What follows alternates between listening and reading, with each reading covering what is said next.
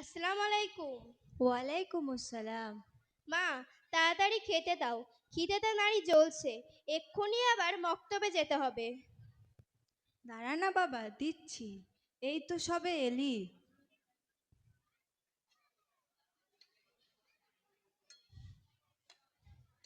কি হয়েছে মা? তোমার এত চিন্তিত লাগছে কেন? কই কিছু না তো, তুই খেয়ে নে। লুকাচ্ছ কেন? কি হয়েছে বলবে তো? স্কুলে যাওয়ার সময় তোমাকে দেখছিলাম প্রসন্ন, আর এখন এত বিষণ্ণ। পোড়া কপাল! তুই তো জানিস, পরশুদিন তোর বড় আপাকে দেখতে এসেছিল।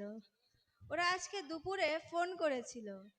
ওরা বলল ওরা সম্পর্কে রাজি, কিন্তু কিন্তু কি মা, চুপ করলে কেন বলো? ওরা 2 লাখ টাকা দাবি করেছে। তোর আব্বু ওর পড়াশুনোর পিছনে এত কষ্ট করলো, জীবনের সব সঞ্চয় ওর পিছনে ঢাললো, তাতে লাভটা কি হলো? এর আগেও কয়েকটা সম্বন্ধ টাকার কারণেই ভেঙে গেছে। ওরা তো শুনেছি বেশ দিন মেনে চলে। তাহলে এ কেমন দাবি করতে পারলো? ওরা কেমন দিন মানে? ছাড় তো সব।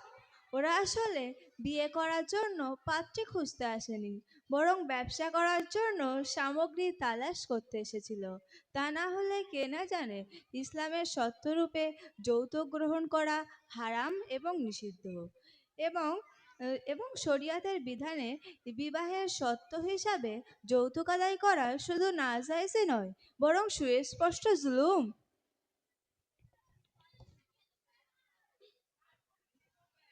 আসসালামু আলাইকুম। ওয়ালাইকুম ওয়ালাইকুম আসসালাম আসসালাম ওয়া রাহমাতুল্লাহি ওয়া ওরহমাতুল্লাহি ওয়া বারাকাতুহু। বারাকাতু। কি ব্যাপার সালমা, তোর মনটা বড় খারাপ লাগছে? কলেজে কিছু হলো নাকি আবার? এই আপা, তুই চুপ করে আছিস কেন? তুই যতক্ষণ চুপ করে থাকবি আমাদের কিছুই ভালো লাগবে না। আমি বাইরে থেকে তোমাদের সব কথা শুনেছি। আমি যখন পিলখানায় সাইকুল হিন্দ কোরআনিয়া মক্তবে পড়তাম, হুজুরের কাছ থেকে একটি আয়াত শুনেছিলাম। বিসমিল্লাহির রহমানির রহিম। وإذا بؤسر أحدهم بالأنثى ظل وجهه مسودا وهو كظيم। এর মানে হচ্ছে বর্বরতার যুগে কারো ঘরে যখন কোনো কন্যা সন্তান জন্মগ্রহণ করতো, তাদের মুখ কালো হয়ে যেত এবং অসত্য মনস্থাপনায় ক্লিষ্ট হতো, এবং সেই কন্যা সন্তানকে জীবিত মাটির তলায় পুঁতে দেওয়া হতো। আজ বুঝতে পারছি তারা এমনটা কেন করতো। কারণ বিয়ের পর কখনো স্বামীর হাতে, কখনো বা শ্বশুর বাড়ির পরিবার দ্বারা, কখনো মানসিক আবার কখনো শারীরিক অত্যাচারের শিকার হতো সেই কন্যা সন্তান। বুঝলাম সেটা তো নয় ছিল বর্বরতার যুগ, কিন্তু এখন এখন তো সভ্যতার যুগ, আধুনিকতার যুগ। তাহলে এই সভ্য মানুষরা যৌতুকের মতো অমানবিক প্রথা ও অন্যায় দাবি দাবার মাধ্যমে বিবাহের আগে একজন কন্যা সন্তান এবং তার পিতামাতার হৃদয়গুলিকে ভেঙে খান খান করে দিচ্ছে। কোন সভ্যতায়, কোন মানবতায়? দেখ আপা, তুই মন খারাপ করিস না, অমন করে কাঁদিস না। ওখানে হয়নি তো কি হয়েছে? দেখবি আল্লাহ তাআলা প্রকৃত দিনদার সচ্চরিত্র মানুষ তোর ভাগ্য করে দেবেন, এবং সেই তোকে দিতে পারবে প্রকৃত সুখের ছোঁয়া, শান্তির পরশ এবং অকৃত্রিম ভালোবাসা। আর জানিস তো আপা, কোরআন পাকে আল্লাহ তাআলা বলেছেন, বিসমিল্লাহির রহমানির রহিম, والطيبات للطيبين والطيبون للطيبات। সচ্চরিত্রা নারীকুল সচ্চরিত্র পুরুষকুলের জন্যে, এবং সচ্চরিত্র পুরুষকুল সচ্চরিত্রা নারীকুলেরই জন্যে। হ্যাঁ মা, আমারও তাই মনে হয়। একদম মন খারাপ করিস না, আর এসব কান্নাকাটি ছাড় তো। যারা সরাসরি আল্লাহ নবীর আদেশ অমান্য করে, তারা কি আর ভালো মানুষ হবে? আল্লাহ পাক কোরআন পাকে বলেছেন, বিসমিল্লাহির রহমানির রহিম, ولا تأكلوا أموالكم بينكم بالباطل।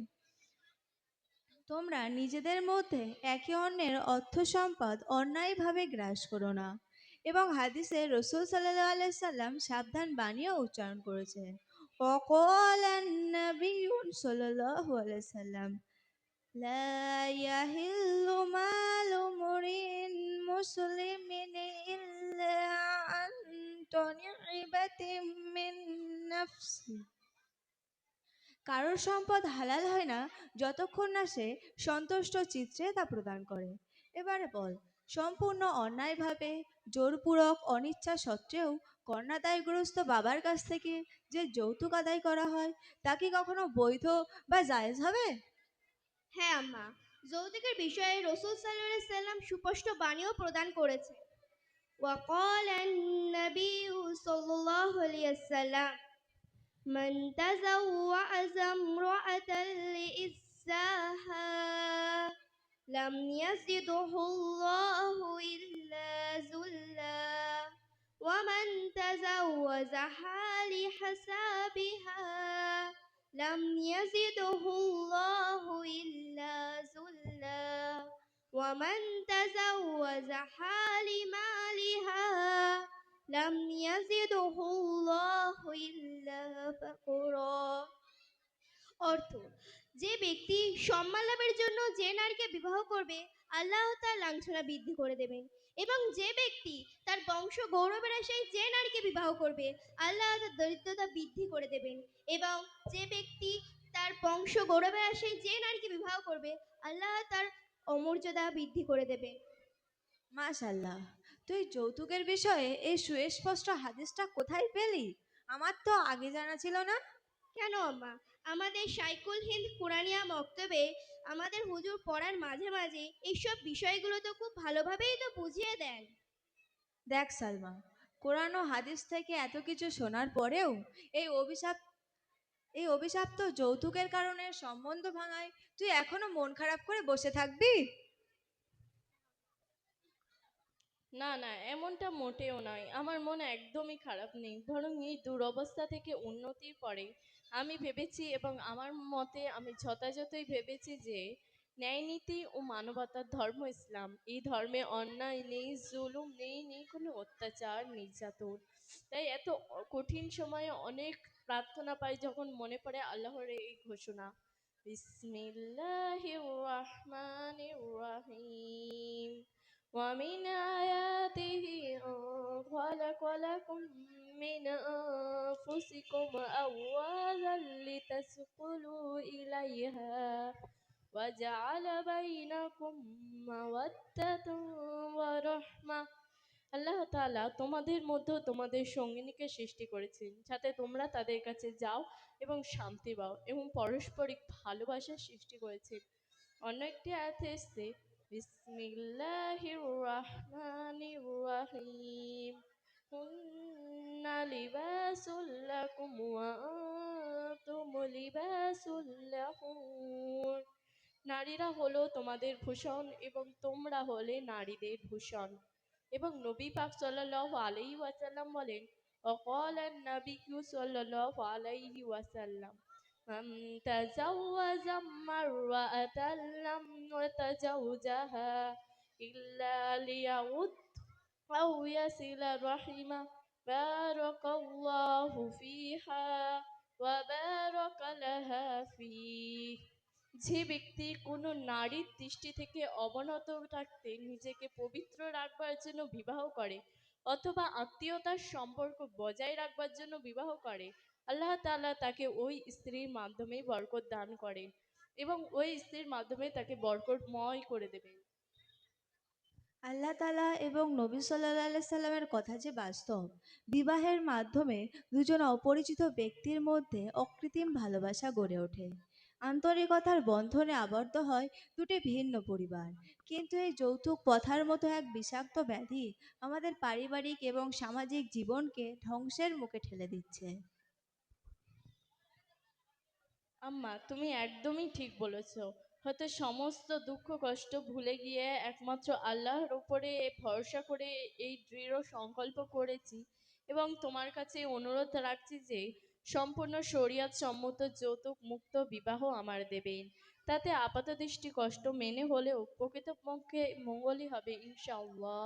কারণ আল্লাহ বলেন, বিসমিল্লাহির রহমানির রহিম আসা আন তাকরাহুম শাইয়্যান ওয়া হুয়া খায়রুল লাকুম। হয়তো তোমার কোনো একটি জিনিস খুবই অপছন্দ হচ্ছে, কিন্তু আল্লাহ তাআলা তারই মধ্যে প্রচুর বরকত রেখেছেন। হ্যাঁ আপা, শুধু তুই নয়, আমরাও একই বক্তব্যই। তাহলে নাও, আমরা সবাই আজ থেকে একই সঙ্গে শপথ করি, আজ থেকে সমাজ, দেশ ও জাতিকে এই যৌতুকের বিরুদ্ধে মুক্ত করার চেষ্টা চালিয়ে যাব। মেলে ধরব নারীর অধিকার মর্যাদা রক্ষায় ইসলামের অবদান, ইনশাল্লাহ। ইনশাআল্লাহ। ইনশাআল্লাহ। আসসালামু আলাইকুম রহমতুল্লাহ বারাকাতুহ।